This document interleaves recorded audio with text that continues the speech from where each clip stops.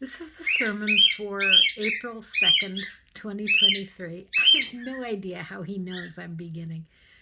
And what I'd like to do is talk about the story, the arc of the story from Palm Sunday through Good Friday, and then the silence of the tomb. And that will get us ready for Monday, Thursday, and also for Easter. So we begin Holy Week by the noisy parade.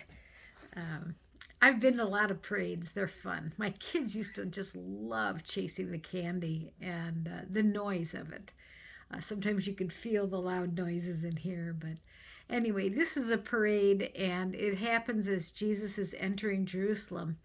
And Jesus is making a mockery of all the great and powerful, esteemed leaders, generals, conquerors, people who have entered Jerusalem in triumph on huge horses with leather, all kinds of detailed leather and jewels. And Jesus is on the back of a donkey. And no doubt his feet were dragging, or nearly dragging, and they've laid some coats on the donkey, and either palm branches or coats are laid to make a red carpet. Not really a red carpet. It's more like, yeah, this path. We're honoring this path because Jesus. Yeah, that's why I love the songs about King Jesus riding in on a donkey. Just really, it makes fun of it. And everyone really wants status quo. So it's surprising that people are celebrating Jesus, an anti-hero, mockery of the rulers, coming in on a donkey. So it's not status quo. It's sort of like people rise up. Um, but everyone wants the same things, wants things to be same or good or getting better. That's how we want it in our culture. We want a constant rising in good, good quality of life and affluence, and we don't want ups and downs, which is more like real life. And we don't really want radical change. That's why we tend to elect a new president every 4 or 8 years, and we get same old, because that's really what people are comfortable with. They want status quo. There might be small changes, tinkering here and there, but largely it enriches the wealthy. It consolidates power in the hands of fewer and fewer people. We begin to have an oligarchy, and corporations are in charge of legislation very often. And it's a mess. There's just so much corruption, and we tend to get the same over and over again. We don't really want radical change. That's not human to want radical, because if you want radical change, who knows what will happen? It's thrown open for change. And so Jesus is making a mockery of those in authority. And those in authority command Jesus to be quiet and to make he's already quiet, but they're commanding that the people become quiet.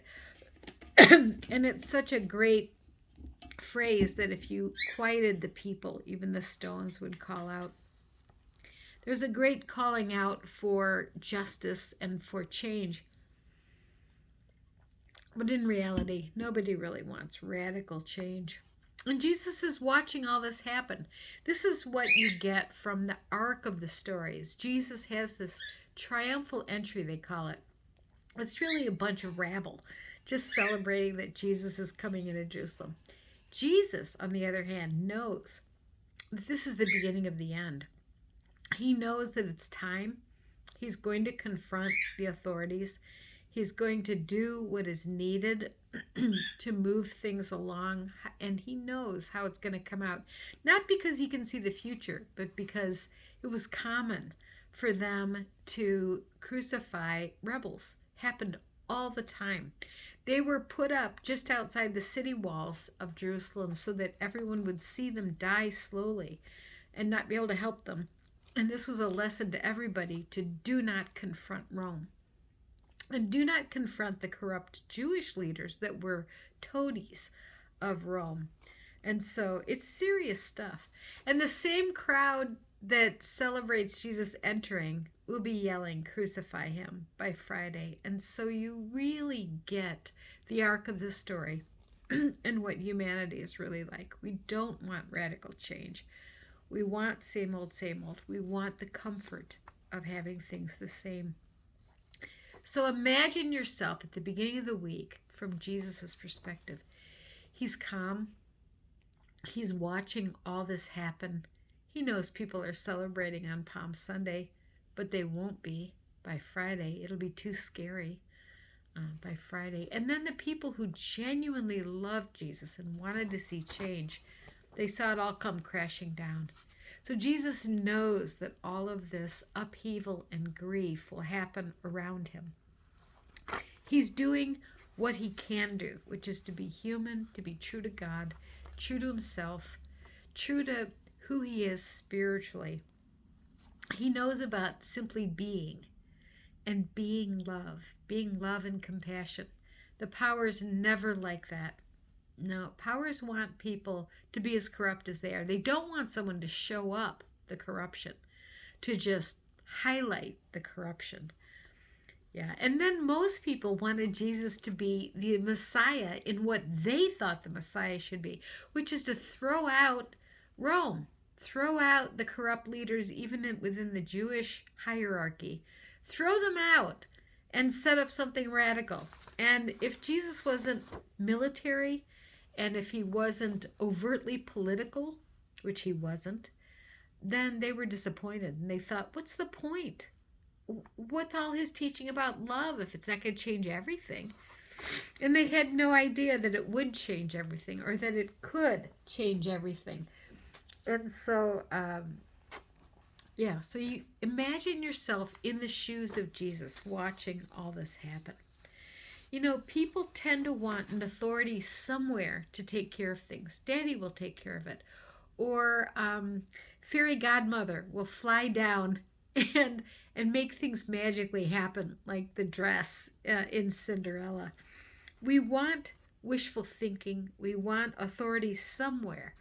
But if we engage in wishful thinking, we've given up our agency. We've given up true hope because we're not willing to act to make things happen. True hope is active, and it's the spark within us that helps us get going, to get up, and to take the steps needed. A first right step is all we really need to do. The first right step is adopting an attitude of love and compassion toward those less fortunate, toward those who are the same as us, even having compassion for our enemies. Jesus never minced words about that.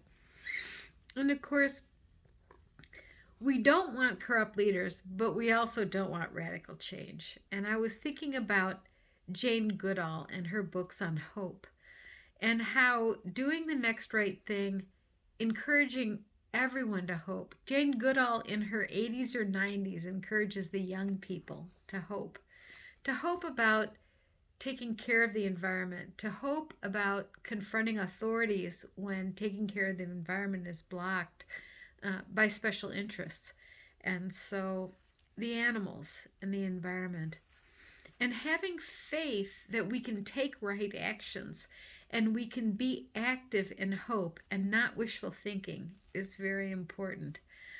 I remember when I was a teenager and I didn't know where to go next, what to do next. I was just stymied by making a choice that was tough. And one of the adults said to me, "You can't steer a parked car." You know, almost like you've got to take some action. You can't just stay paralyzed. Take some action, take a risk, see what happens. You can always back up and try again. Like I love Sam Harris's always begin again. And when it comes to confronting corrupt authorities, unjust authorities, which Jesus did, Jesus was a class A troublemaker, the biggest troublemaker, and had to be killed, had to be stopped by the authorities. There was no doubt about that. But I think about how the truth cannot be contained by the tomb. And I think about the Mexican activist trying to change things said, "They tried to bury us. They didn't know we were seeds." They tried to bury us. They didn't know we were seeds. That gets at transformation in nature, which is that everything looks dead, looks gone. and yet the seeds spring up. Even concrete has stuff growing in the middle of it. Um, Another of my friends mentioned wildness, that we must not lose our wildness. Hope, like Jesus had. Hope, quiet confidence, hope in the Spirit. Hope that brings about active change. Hope is part of our wildness. And so when you think of the difference between a wild animal, a cougar, or even a bear, think about a wild animal and all of its power. And then think about a cow that's fully domesticated. I was asking about cows, and if they were let free and had a herd, they would return to much of their wildness. That's fascinating.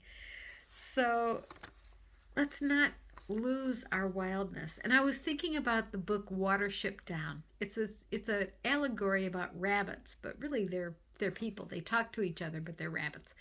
And at one point, they find themselves in a lush green environment where everything is supplied to them. Fresh water and vegetables, everything they love is provided for them. And then finally, one of the rabbits thinks, this is too easy. This isn't right, And he finally realizes that they're being fattened as food for the humans who took control of their lives. And he organizes a breakout, and so the rabbits return to their wildness in Watership Down. It's a lovely book. Jesus could not be domesticated. Jesus and the truth that he brought could not be controlled and contained. So on Palm Sunday, he's accepting the adulation of people. He's accepting their excitement. He knows what will happen because he knows how it goes in human authorities. He knows how it will end. Like I said, not because he could see the future, but because this is what happens. When truth speaks to power, power doesn't want truth, tries to stop it, squelch it, contain it. With Jesus, they did that. Jesus was being love. He still is, in a sense, in the spirit that we all share, being and love, that true simplicity, that true calm confidence in the spirit, knowing that if we live as compassion, we may burn brightly, we may burn in a way that doesn't end well. But again, we crucify our egos, the my way or the highway. That's crucified. When we take up with Christ, we give up the self-centered ways and we begin to be transformed into love and compassion. So Jesus was already being love and compassion. And he went up against the authorities in the process of Holy Week. And then he was killed into the silence of the tomb, and it was all over, except that God said it wasn't all over, and that truth will arise. Love and compassion will arise in the darkest of times. It will arise and it will shine like that beautiful green at the beginning of spring, that yellow green that you see in the little buds of leaves. That's the power of resurrection, the power of God's love, the power of compassion for us and for all people. And we see that arc of the story. We see hope. We see active hope that allows us to change. We can do it together. It's too hard to do alone. We need each other. Amen.